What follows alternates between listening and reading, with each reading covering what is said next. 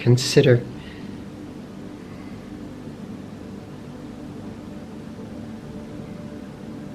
the consciousness that looks through your eyes, that hears my voice,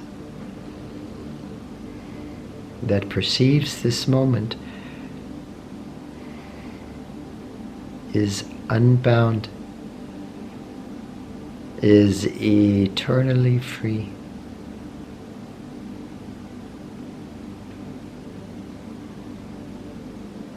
Is already supreme joy.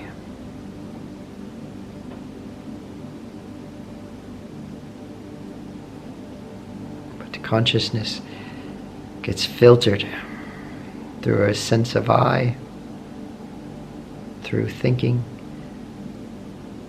through a sense of a physical body,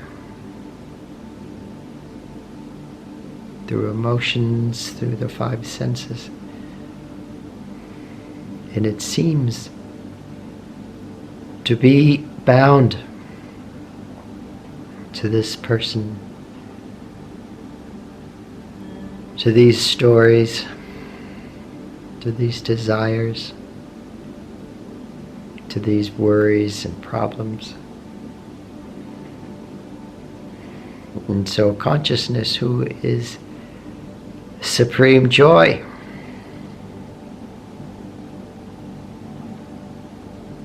is now a suffering, a limitation, an imprisonment.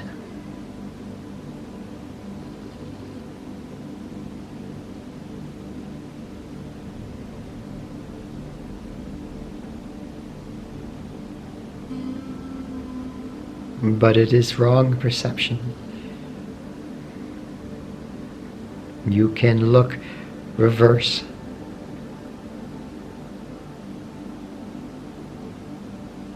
You can get to the level of consciousness who is prior to thought. That exists prior to thinking. Consciousness is here prior to thought, prior to mind, prior to a sense of I.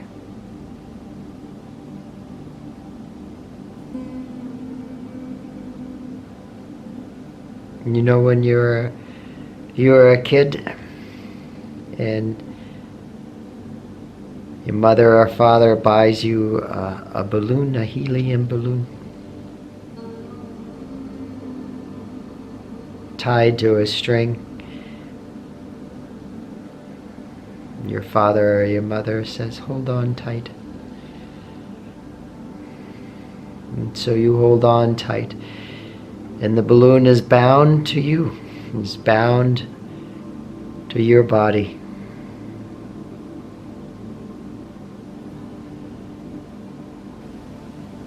But if you loosen the hold of the balloon, of the string, if you become complacent, distracted, and you let the string slip through your fingers, then that balloon floats up and up and up and up and up without any effort whatsoever on its part. When it becomes free of you, the balloon disappears, explores other worlds, goes way up in the sky. And so the consciousness that looks through your eyes can do the same thing. Your attention and consciousness, it's the same thing, yeah? Attention, consciousness, awareness. When you get to the essence of consciousness, you are unbound to this life. You are unbound to this world.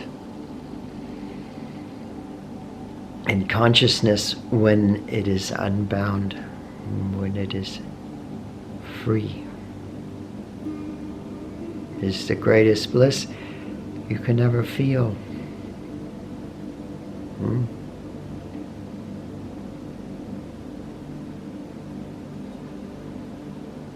All the bliss, all the pleasures of the body that you stimulate yourself with.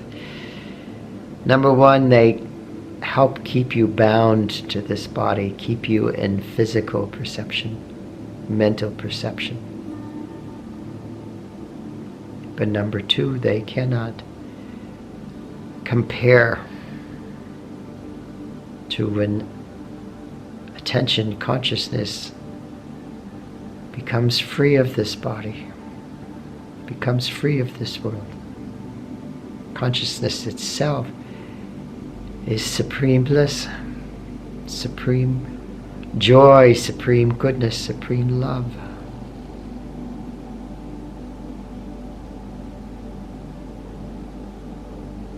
To be unbound to this body. You know it to a small degree because you go to sleep at night.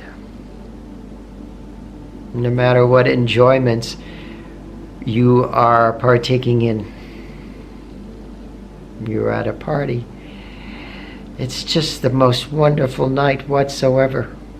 You don't want it to end, but then you want it to end. Because there's a greater joy that you are craving, a greater peace. You want to be free of your body.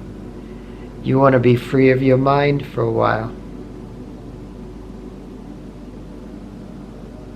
And you go into the dream body, the subtle body, that is free of the physical. That's already joyful. But then that's not good enough. You want to disappear altogether. You want this I to disappear for a while in supreme rest, supreme peace, supreme bliss.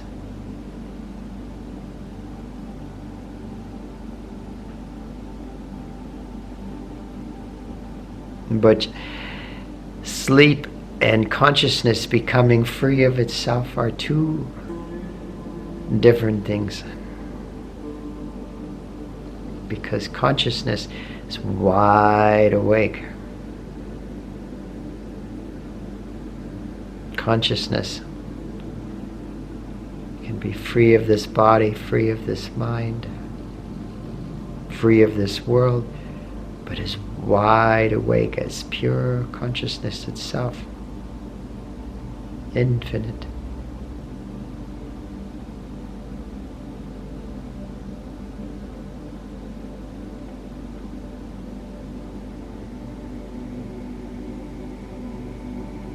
Even when you go to sleep at night and you dream, you tend to dream about yourself in different situations. But when consciousness begins to transcend the mind, even your dreams, you dream less and less about this, who you call yourself. And in meditation, you explore realms that is completely free of this person as you know yourself to be.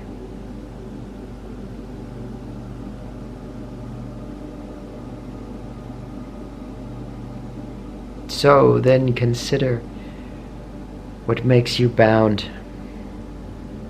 You're grabbing hold of thoughts. Attention, consciousness, grabbing hold of thoughts, identifying with thoughts. Grabbing hold of this sense of the doer. Stimulating yourself with desires, with fear, with distraction. The truth is, you don't need anything to be happy. Consciousness itself, at its essence, is supreme happiness.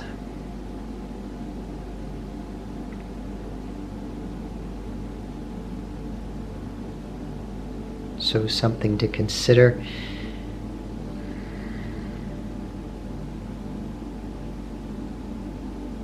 On Guru Purnima.